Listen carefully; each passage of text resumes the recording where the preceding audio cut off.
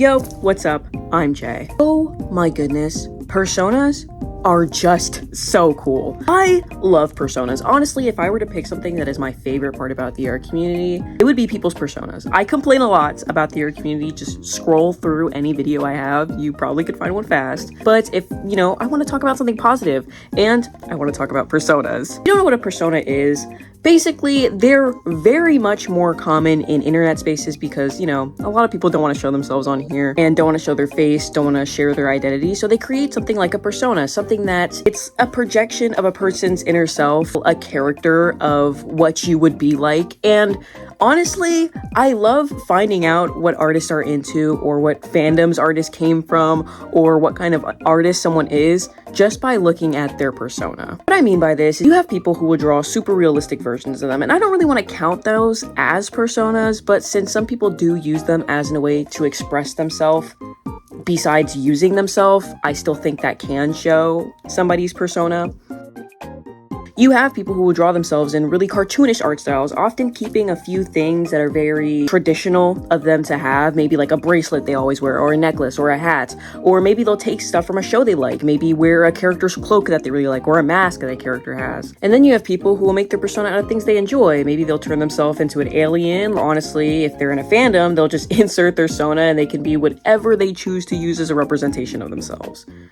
I honestly really like the people who use insert OCs as their own persona, because those are just amazing and I love them and they're so cool. And honestly, there are some that make themselves a little white blob, and I think those are the ones that get the most hate.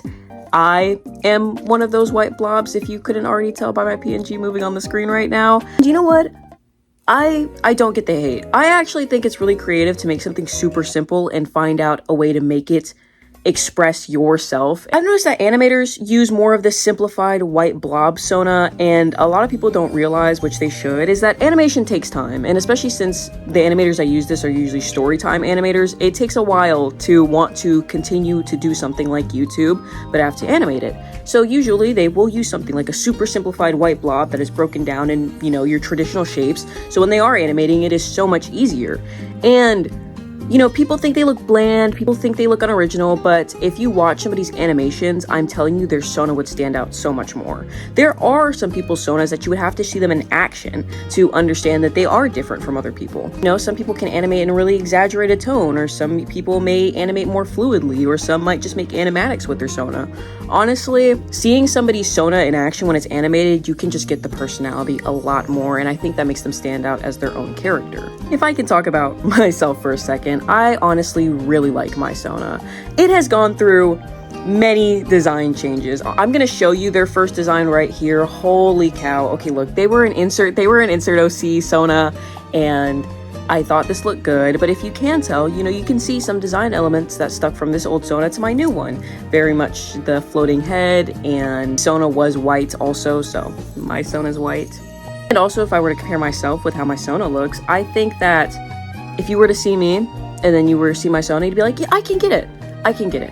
Especially with, the very poofy hair, since I do have an afro, and the exaggerated expressions. I will always do that, and my sona talks with their hands a lot, just like me. Also, if you look at my sona's signature color, blue, I did that because I have two favorite colors, orange and blue. Orange is my top #1 favorite color, but what is the inverted color of orange? Blue. And I honestly think blue is a more appealing color to a lot of people, and I just think it's a more relaxing color whenever I draw, so I just chose not to use orange. I don't know, it just didn't fit. I don't know how to explain it, but since my sona is a different character from myself, obviously they're not gonna have like every single thing I like.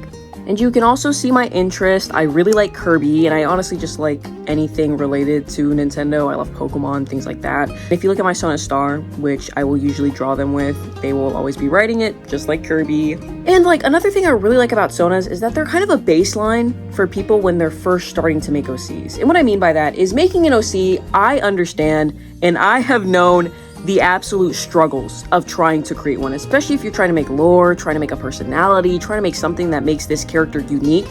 It's hard. It's very hard to come up with something from scratch. Because the need to make an OC, it's real, people. Some people always start off drawing characters from other franchises, and they slowly get bored of drawing the same characters over and over again, and they want to feel inspiration. They want to make something of their own. some people do struggle with not trying to make them too bland, too boring, too repetitive of another trope. So whenever somebody's going through this, I usually tell them to make their own sona. Because honestly, artists, and this is no diss, but we could talk about ourselves for hours, for days, for months, for years. Artists love themselves, and when it comes to even like bigger franchises, if you were to look at Gachi Yakuza, or if you even were to look at Gravity Falls, all the main characters are based off of relationships, things, or personalities that the author themselves went through.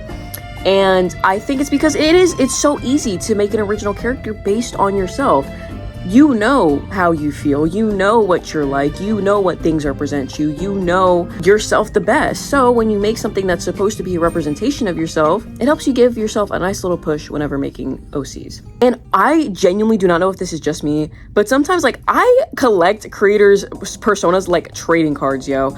I honestly just love how they look. I love how a creator will draw them and have way more passion for their sona than maybe like another character they have. It just shows that they can express themselves freely in this different form without feeling like they have to subject themselves to showing off to the internet. I think it's just so cool to see like all these different things that people can come up with just from themselves.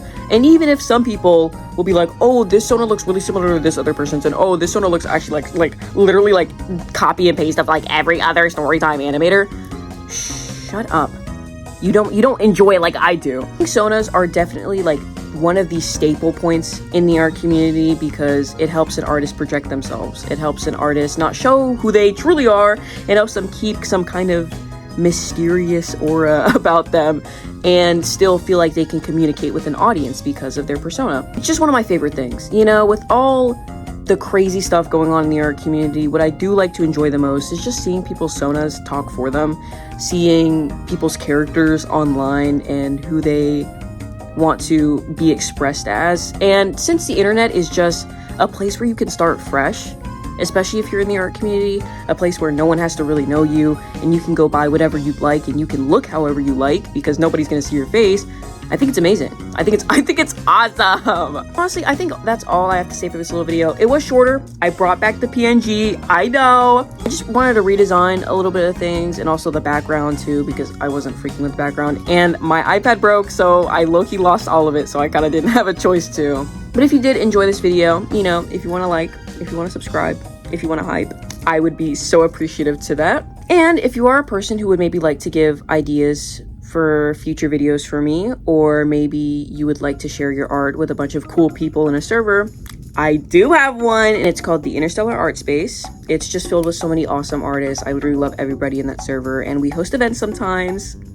Put a rare on that sometimes because I hardly have any free time. But honestly, I think that's all I have to say, right? Yeah, I think that's all I have to say. Okay, bye!